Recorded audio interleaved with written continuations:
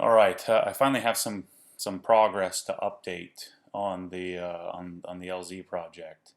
To you new subscribers, or you're just here to see Adam's garage built, maybe you'll learn a little over time sort of what goes into a project like this. It's not simple, especially when we're trying to line up all the different products and make determinations on what colors and what sizes, what type of products we're going to do.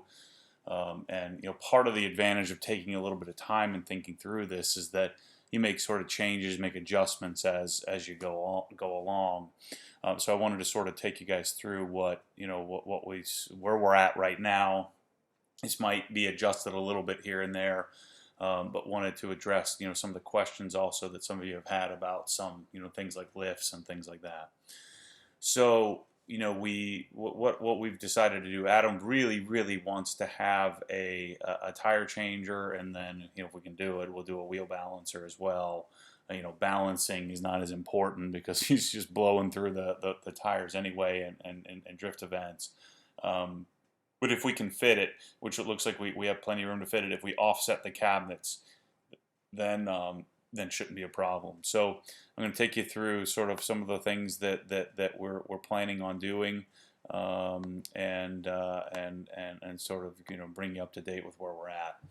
So the first thing that you'll notice is that we took the cabinets and shifted over to the left. So we're going to take the cabinets and I'm going to shift them. Excuse these are just sort of placeholders for the wheel and tire machines. But we're going to take the cabinets, we're going to shift them over. He doesn't want to do a TV, doesn't want to do any kind of display. So these cabinets will have, we're going to figure out if we have to do a new hot water heater, but we're going to sort of put the hot water heater inside of the one closet, so we'll lose some of that space. But this other cabinet will be, so he'll have some storage for ramps and jacks and things like that. But these will all be tool chests. So this is going to look sort of very similar to my setup. So if we go back, and so the size, to give you sort of size and scale, this is my wash bay. So we're going to have two closets. This closet will have the water heater in it, and we'll either do some sort of tankless, or we'll figure out something that works, that can fit in the cabinet to make it clean. He'll have 4 of these cabinets on top. Now his bottom section is going to look a lot different than my wash bay. It'll look more like my old garage. Plus this is the color we're going to do in his garage, the gray. So what we'll most likely do is just do 4 of the 6 drawer Sabre cabinets with 2 stainless steel countertops on the top. We'll do a vise on there. And so this will be sort of his work area, or tool, sort of tool storage area. We'll also most likely do all the Kaizen foam, so we'll organize all the drawers. I don't know if I have a picture of that handy. I didn't pull one up. Let me see if I got something right here that we can look at real quickly. Let's see. I think it might be this way. No. Alright, I might not have something to show you guys here. I don't. So Kaizen foam is so that we can sort of organize the drawers and put everything in one spot. Actually, I might have it right here handy. So again, here's his hot water heater. So we'll do something maybe a little taller and skinnier if we need to, but all this stuff will be housed in the cabinet. I think the one that he has should fit, shouldn't be a problem. Here's the sort of the area where where we have the cutout. There really isn't much we can do here because of the windows. If we really needed to, we could add a workbench. I kind of like the idea of having this cutout here, so when you open the door, you have the space. And where was my? So we're going to do this to his drawers and dial them in. So we'll see how long he'll keep them nice and clean like this. But I'm going to work on talking to Kaizen Foam, maybe see if they'll sponsor us, and if not, we'll just buy it and put it in. So again, cabinet array is going to look size-wise exactly identical to this, except for he won't have a TV. He'll have a pair of speakers, and then he'll have 4 cabinets on the top. So it's it'll look a lot like mine does, but we're going to do the silver cabinets here. The silver is a lot cleaner. It sort of fits the style of his garage a little bit more.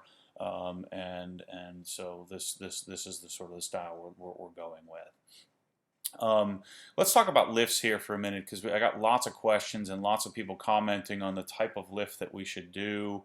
And you need to do a 2-post, you need to do a 4-post. Well, just to give you an idea why a 4-post doesn't really, why I'm not super enthused about it. If we're doing this just for storage, then a 4-post is great. But here's the footprint of a 4-post lift. So we can put it here, but remember, you got giant poles that are here, here, here, and here, and it takes up pretty much any usable space. So forget the idea of getting a tire changer or anything like that. Yes, we can store more cars, but the size of this garage, the scale of this garage, the ceiling heights, all of that stuff, we could put it in the center, but then again, it becomes really tight to park. You're parking really close to the door.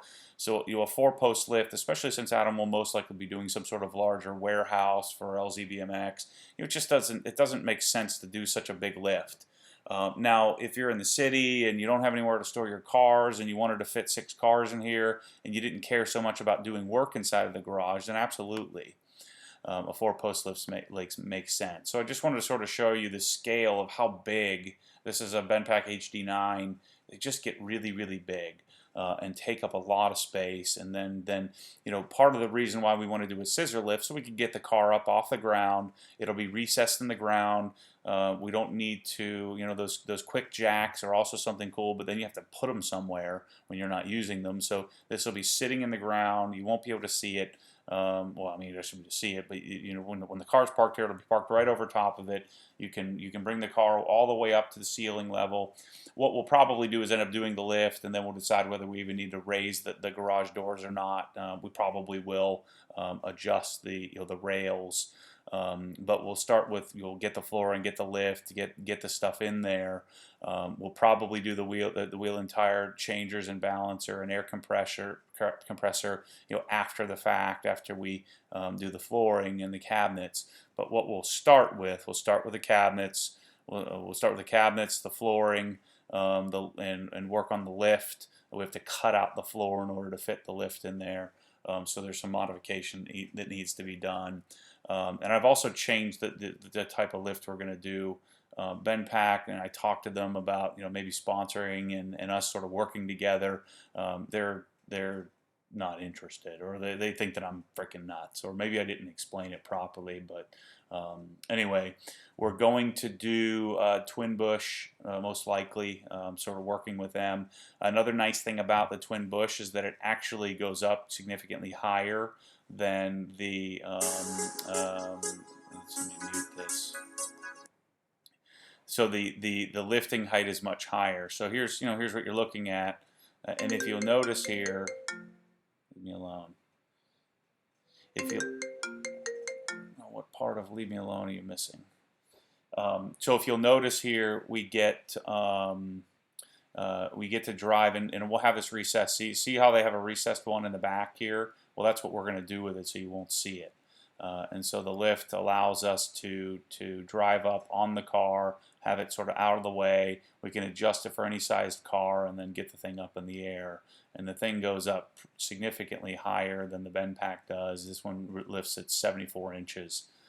So for me, Adam's what, 6'3", 6'4", I'm 6'2". It's just a little bit shy of where you'd want it to be, especially since we're going to sit at roughly 6 inches in the ground. But we don't have the ceiling height to go that high anyway.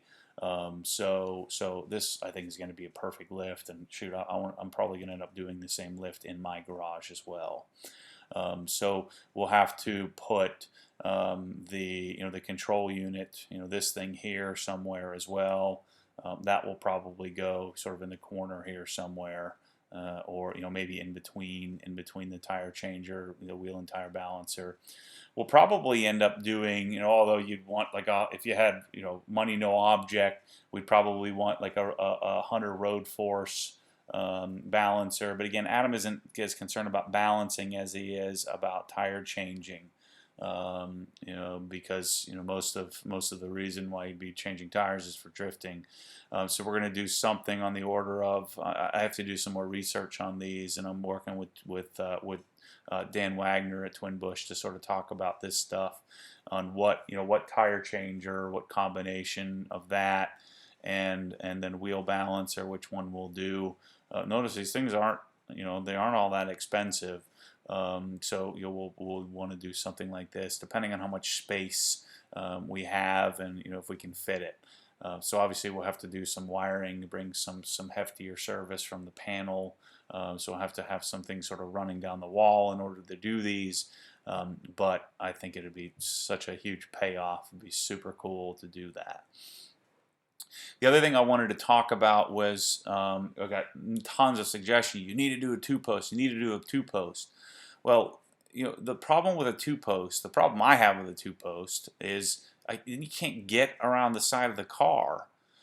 So you lift the car up and you got to climb over these beams and poles. And I know Adam doesn't detail a lot, but the other thing is the footprint of this is massive. And although his garage is 30 feet wide, when you fit 3 cars in there and you got cabinets and tools and a tire changer and all this stuff, there just isn't as much room as you think. So when you put a lift like this in that area, it just doesn't work. It's just too tight.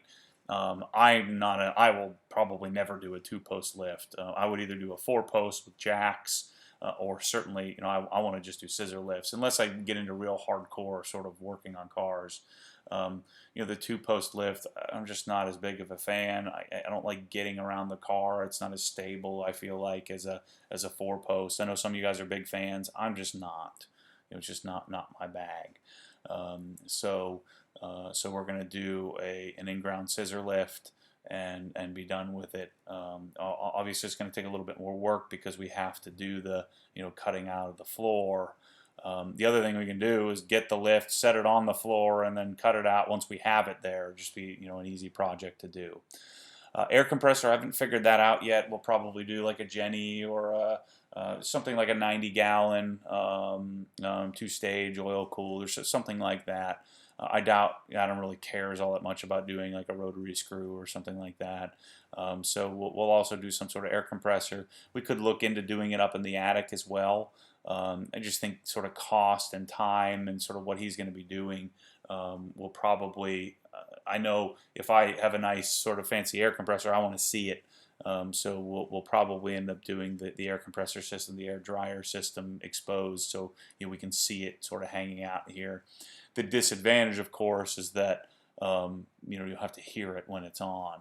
So we'll have to think through that. So we'll probably mess with the flooring, the cabinets, the lift, get that sort of set up. Again, this stuff doesn't happen overnight. You have to order it, you have to get it, it has to be manufactured, you have to get it, you have to, like the flooring, we have to design that, we have to work with the cabinet maker to get sort of cabinets, make sure they have in stock what we need.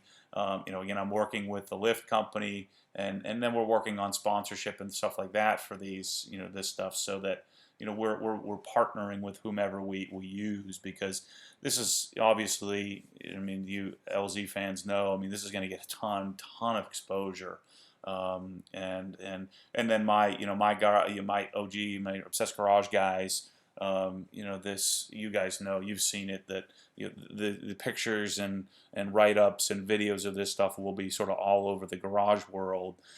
So I'm doing my best to sort of tell the story to these manufacturers. We could certainly afford to just sort of buy this stuff, and make the investment. But we want to find some partners, some sponsorships, some people that really want to get on board, so that we can help. Honestly, I really want to help Sabre Cabinets. I want to help Swiss Trex Flooring. I want to help a lift company. I want to be sort of contribute to them. And I know the power of the project that we're going to do, and sort of the reach that this is going to get. Not because of me, but because of Adam and his sort of amazing fans are really going to dig this. And the older guys that follow this are going to want to buy it. The younger guys are going to aspire to buy it. It's going to look super clean. We'll be doing some adjustments with probably insulating the doors, maybe even getting a mini split air conditioning system. So this is a project that will evolve. We'll put some fans in here as well, some Air King fans. So I just want you guys, I wanted to give you an update. that you will probably start doing stuff in mid to late October. But this doesn't happen overnight. These decisions are, especially if he stays in this house a while, are a long-term decision and an expensive decision. And then we're seeking some sponsorship on some things. So I'm not sitting here slacking on you. I just wanted you to know where we're at. Long story short, we made a couple of changes. I've shifted the cabinets over so that we can fit, at least a tire changer, if not a balancer as well. I just think that's going to be so cool. Now I want it in my garage. Just sort of bear with me. I'll keep you up to date with if there are any changes or updates that need to be sort of made in video form. But again, thanks for watching. Stay tuned for more of my crazy. Thanks, guys.